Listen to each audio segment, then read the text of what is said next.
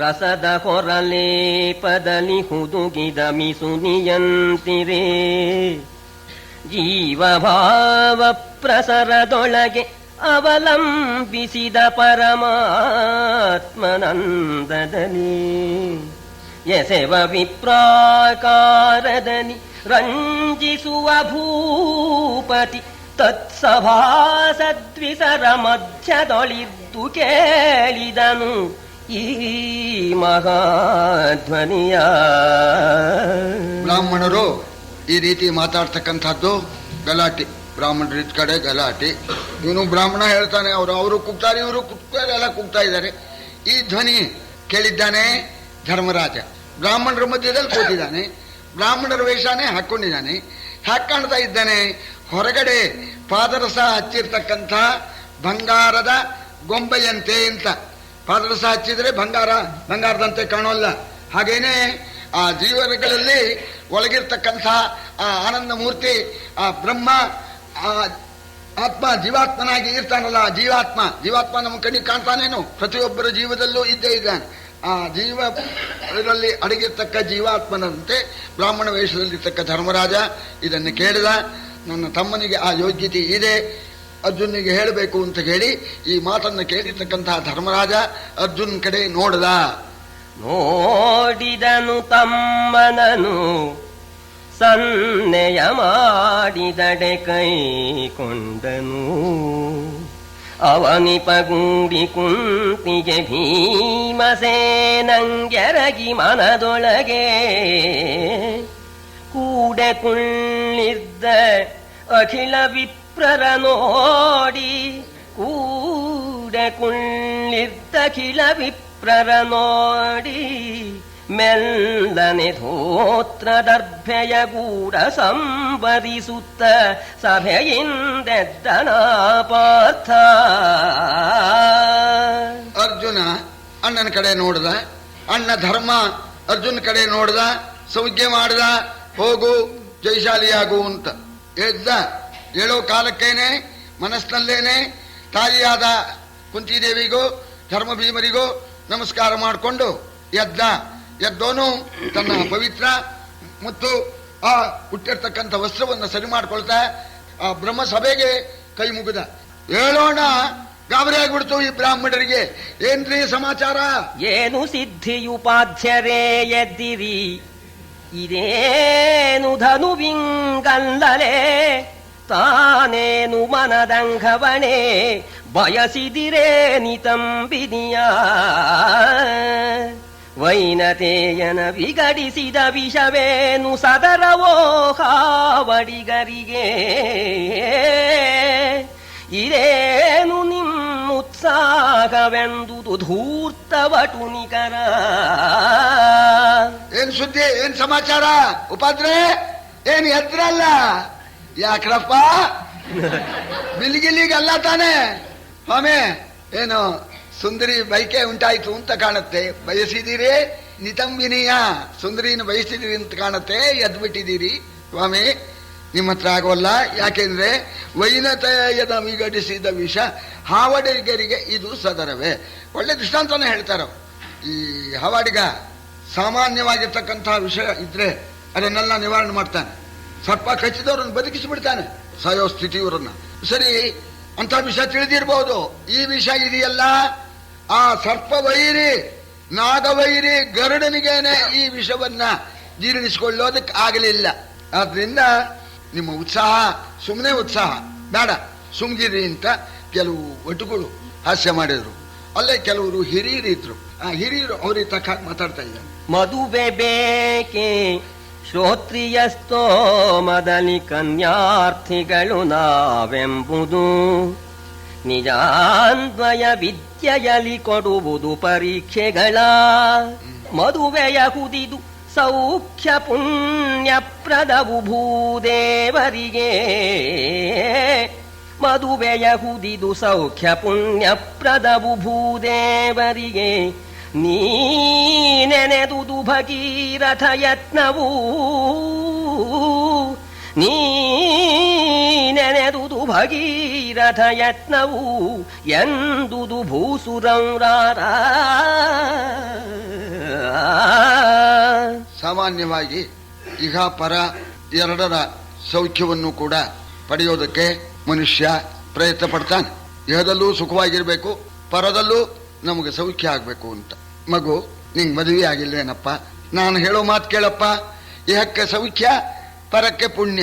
ಮದುವೆ ಬೇಕು ಅಂತಿದ್ರೆ ಶ್ರೋತ್ರಿಯರ ಮಂತ್ರದಲ್ಲಿ ಹೋಗಿ ಹೀಗೆ ಕನ್ಯಾರ್ಥಿಗಳಾಗಿ ಬಂದಿದ್ದೇವೆ ಅಂತ ನಿಮ್ಮ ಕನ್ಯೆ ಕೊಟ್ಟು ನಮ್ಮ ಮತನ ಉದ್ಧಾರ ಮಾಡಿ ಅಂತ ಪ್ರಾರ್ಥನೆ ಮಾಡಿಕೊಂಡು ನಿಮ್ಮ ವಿದ್ಯೆ, ನಿಮ್ಮ ವಂಶದ ವಿದ್ಯೆ, ಶಾಸ್ತ್ರವೋ ವೇದವೋ ಪುರಾಣವೋ ಅದರಲ್ಲಿ ಪರೀಕ್ಷೆ ಕೊಟ್ಟು ಮಾವನ್ನ ಮೆಚ್ಚಿಸಿ ಆ ಮಾವ ಸಂತೋಷದಿಂದ ಕನ್ಯೆ ಕೊಟ್ರೆ ಆ ಹುಡುಗಿ ಕರ್ಕೊಂಬಂದ್ರೆ ಏಕೂ ಸೌಖ್ಯ ಪರಕ್ಕೂ ಪುಣ್ಯ ಅಂತ ನ್ಯಾಯವಾದ ಮಾತು ಹೇಳಿ ಇಷ್ಟಕ್ಕೆ ಬಿಡ್ಲಿಲ್ಲ ಅವರು. ಇನ್ನೊಂದು ಮಾತು ಜೊತೆಯಲ್ಲಿ ಸೇರಿಸಿದ್ರು.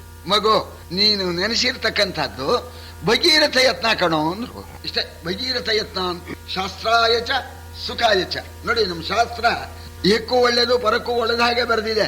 ಪ್ರಾತಃ ಸ್ನಾನಂ ಗವಾಂ ಸೇವಾ ಆರಾಮಾಣಾಂಚ ಖಂಡನಂ ಮಾತಾ ಪಿತ್ರೋಶ್ಚ ಶುಶ್ರೂಷ ಶಾಸ್ತ್ರಾಯಚ ಸುಖಾಯಚ. ಶಾಸ್ತ್ರನೂ ಹಾಗೆ ಹೇಳುತ್ತೆ, ಈ ಡಾಕ್ಟರು ಹಾಗೆ ಹೇಳ್ತಾರೆ, ಸ್ವಾಮಿ ನಿಮ್ಗೆ ಕಾಯಿಲೆನೇ ಬರೋಲ್ಲ ಅಂತ.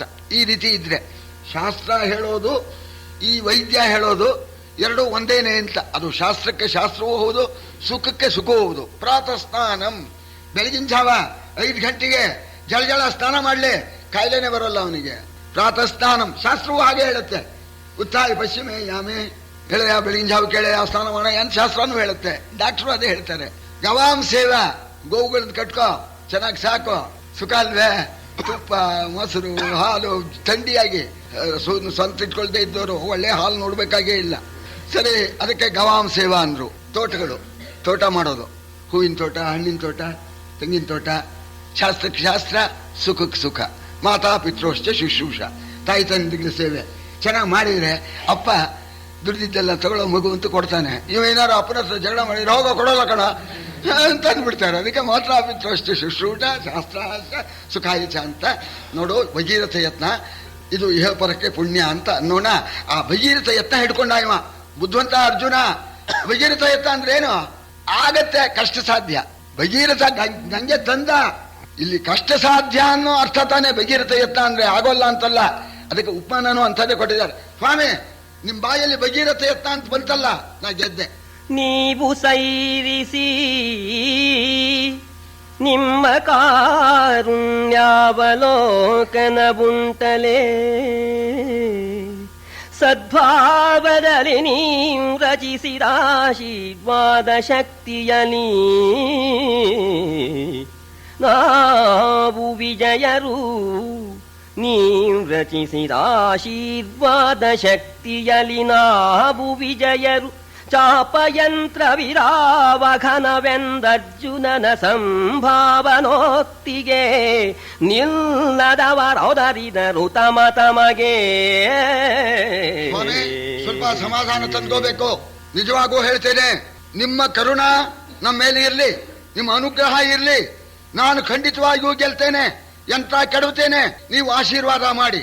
ನಿಮ್ಮ ಆಶೀರ್ವಾದ ಶಕ್ತಿ ಸಾಮಾನ್ಯವಾದ್ದಲ್ಲ ಅಂತ ಅವನು. ತಾನು ಮಾಡ್ತೇನೆ ಅಂತ ಹೇಳೋಲ್ಲ. ನೀವು ಒಳ್ಳೆಯ ಭಾವನೆಯಿಂದ ನೀವು ಆಶೀರ್ವಾದ ಮಾಡಿ, ನಿಮ್ಮ ಆ ಆಶೀರ್ವಾದ ಅನುಗ್ರಹದಿಂದ ಈ ಯಂತ್ರ ಕೆಡುವುದು ನನಗೆ ಮಹಾ ದೊಡ್ಡದಲ್ಲ.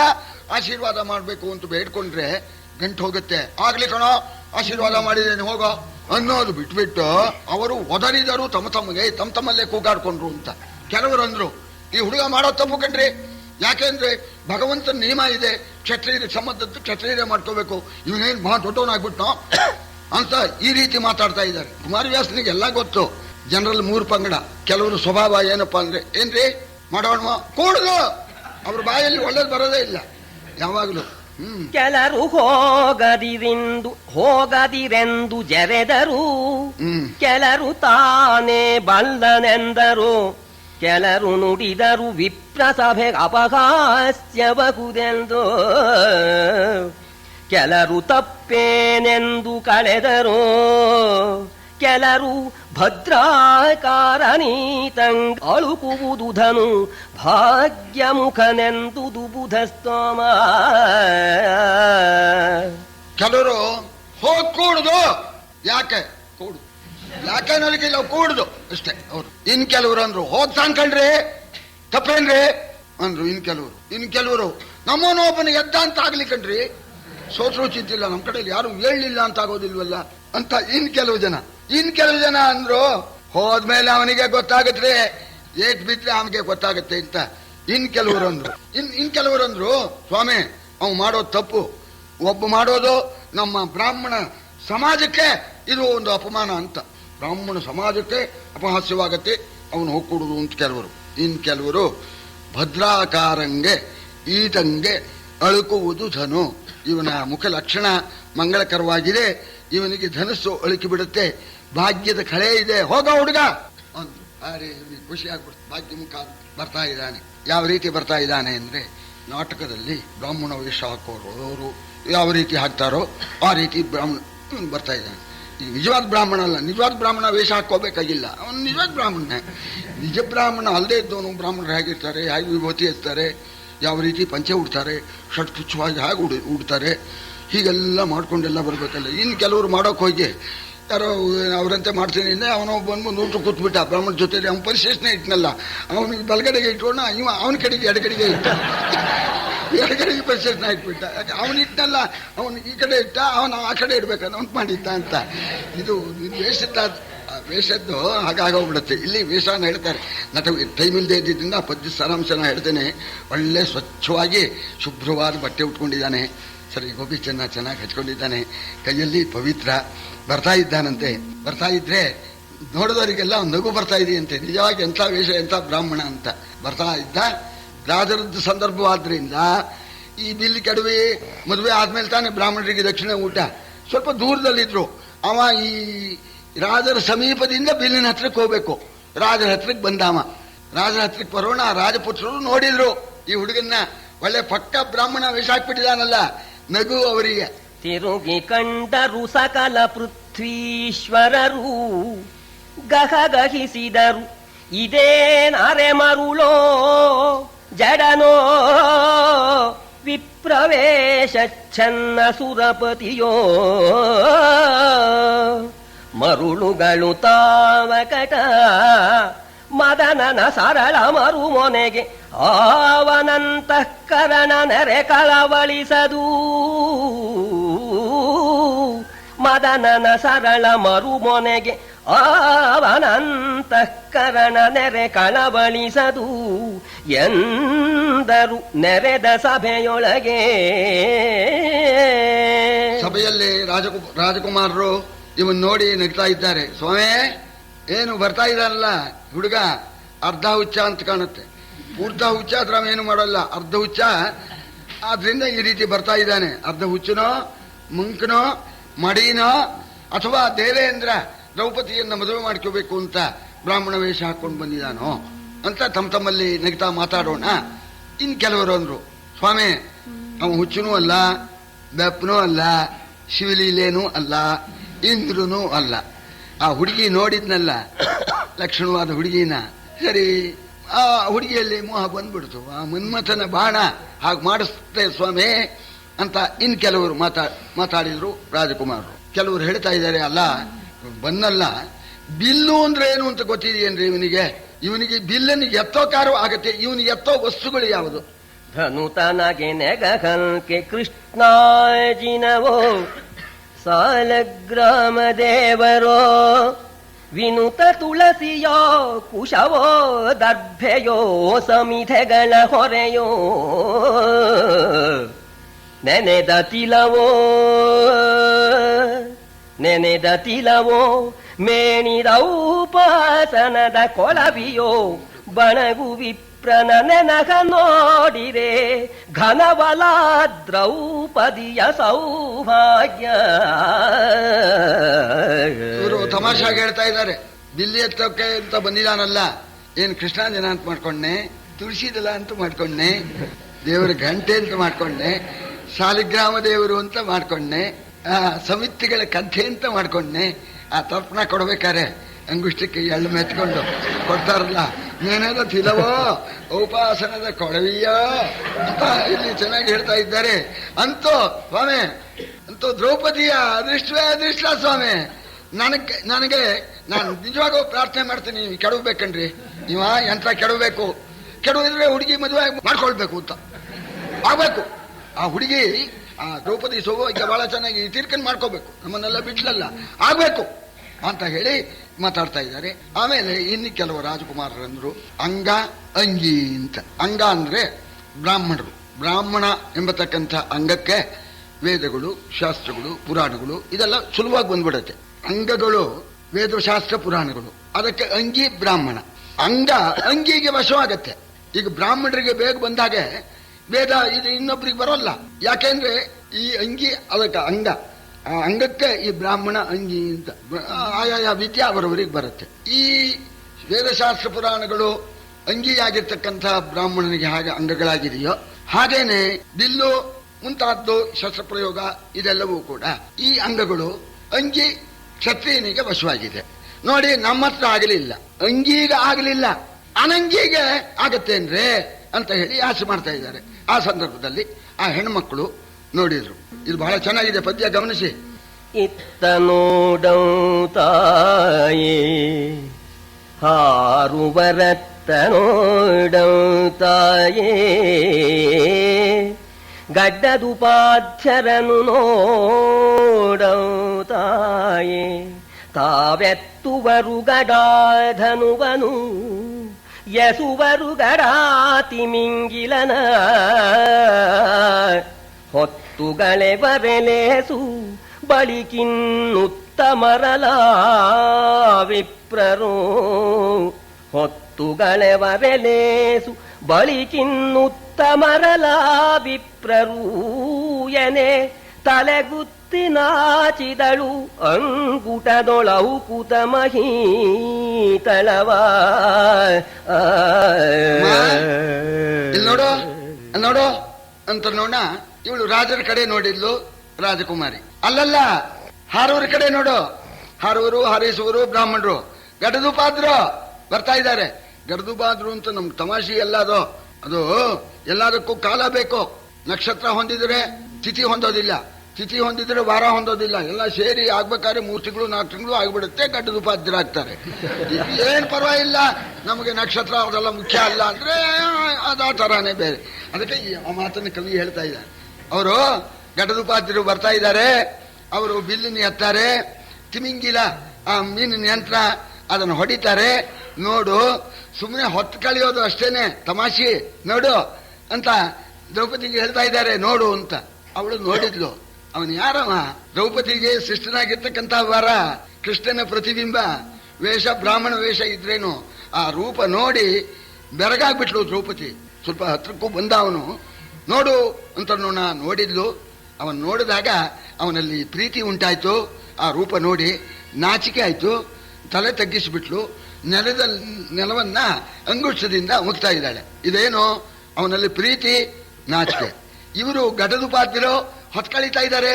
ನೋಡು ಆ ಕಡೆ ಅಂದ್ರಲ್ಲ, ಇವಳ ಮುಖ ನೋಡಿದ್ರು ಅವರು. ಆಮೇಲೆ ಆ ಸಖಿಯರು ದ್ರೌಪದಿ ಮುಖದಲ್ಲಿ ಸಂತೋಷ ತುಂಬಿ ತುಡುಕ್ತಾ ಇದೆ, ನಾಚಿಕೆ ಕಾಣ್ತಾ ಇದೆ.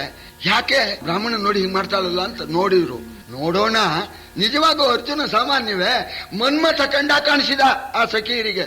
ಹೇಳ್ತಾರವರು, ಎಲವೋ ಮಟ್ಟಿಯ ಮದನ ದರ್ಭೆಯ ತಿಲದ ಮನ್ಮಥ,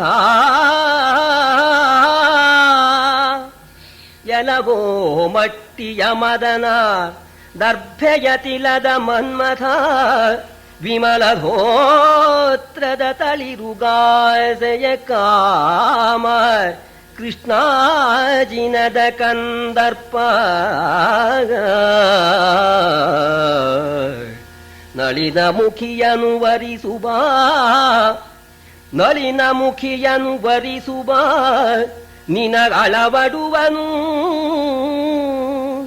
ಎಲೆಯಕ್ಕ ಕೇಳವು ತಲೆವಿಡಿವೆವಾವು ನೋಡೆಂದು, ನೋಡು ಎಂದರು ನಗುತ ಚಪಲೆಯರು. ವಾಸ್ತವಾಗಿ ಇದ್ವಿಚಾರ, ನಿನಗೆ ನಿನಗೆ ಅಳವಡುವನು. ಎಂಥ ಮಾತು ಹೇಳ್ತಾ ಇದ್ದಾರೆ ಅಕ್ಕ. ನಿಜವಾಗೂ ವರಸಾಮ್ಯ ಚೆನ್ನಾಗಿದೆ ಅಮ್ಮ, ನಿಮಗೆ ತಕ್ಕ ಗಂಡ. ನೋಡಮ್ಮ, ನಾಚಿಕೆಬೇಡ, ನೋಡಮ್ಮ, ತಲೆ ಎತ್ ನೋಡು. ನಿನಗೆ ಅಳವಡುವನು, ನಿನಗೆ ಸರಿಯಾಗಿ ಹೇಳಿ ಮಾಡಿಸಿದ ವರ ಅಂತಂತ ಇದ್ದಾರೆ. ಹೀಗಂದು ಅವನ್ನ ತಮಾಷೆಯಿಂದ ಹೇಳ್ತಾ ಇದ್ದಾರೆ, ಕೃಷ್ಣಾಜಿನದ ಮನ್ಮಥನೇ ಬಾರೋ ನಮ್ಮ ಹುಡುಗಿ ಮದುವೆ ಮಾಡ್ಕೊಳ್ಳೋಕೆ ಅಂತ. ಕೃಷ್ಣಾಜಿನದ ಕಂದರ್ಪ ಮಟ್ಟಿಯನ್ನು ಹಚ್ಚಿರ್ತಕ್ಕಂಥ ಮದನ, ದರ್ಬೆ ಪವಿತ್ರ ಹಾಕಿರ್ತಕ್ಕಂಥ ಮನ್ಮಥ ಬಾರೋ ರತಿ ಒರೆಸೋಕೆ. ಅಕ್ಕ ನಿಜವಾಗೂ ನಿನಗೆ ಸರಿಯಾಗಿ ಹೊಂದಿಕೆ ಆಗಿದೆ ನೋಡಮ್ಮ ಅಂತ ಹೇಳ್ತಾ ಇದ್ದಾರೆ. ಆ ಕಾಲದಲ್ಲಿ ನಡೆಯತಕ್ಕಂಥದ್ದನ್ನ ಹೇಳ್ತಾ ಇದ್ದಾರೆ ಈ ಕವಿ. ಎಲ್ಲ ಹೇಳ್ತಾ, ಇದು ರಾಜರದಾಯ್ತು, ರಾಜರೇನೇನು ಹೇಳ್ತಾ ಇದ್ರು ಅಂತ ಆಯ್ತಲ್ಲ, ನಮ್ಮ ಬ್ರಾಹ್ಮಣರದ್ದಾಯ್ತಲ್ಲ, 3 ಪಂಗಡದ್ದು ಕೂಡುದು ಹೋಗ್ರಿ ಇದೆಲ್ಲ ಅದು. ಆಮೇಲೆ ಇವರದ್ದು ಮಾತಾಯ್ತಲ್ಲ, ನಿನಗೆ ಅಳವಡುವನು, ನಿನಗೆ ಸರಿಯಾಗಿ ಹೊಂದಿಕೆಯಾಗತಕ್ಕ ವರ ಅಂತ ಇವರಂತ ಇದ್ದಾರೆ. ಇಲ್ಲೇ ಸ್ವಲ್ಪ ಕಾಲದಲ್ಲೇ ಇಲ್ಲೇ ಅರ್ಜುನ್ ಪಾಂಡವರನ್ನ ತೋರಿಸ್ತೇನೆ ಎಂದಿದ್ಲ ಕೃಷ್ಣ. ತನ್ನ ಮಾತು ಉಳಿಸ್ಕೋಬೇಕು.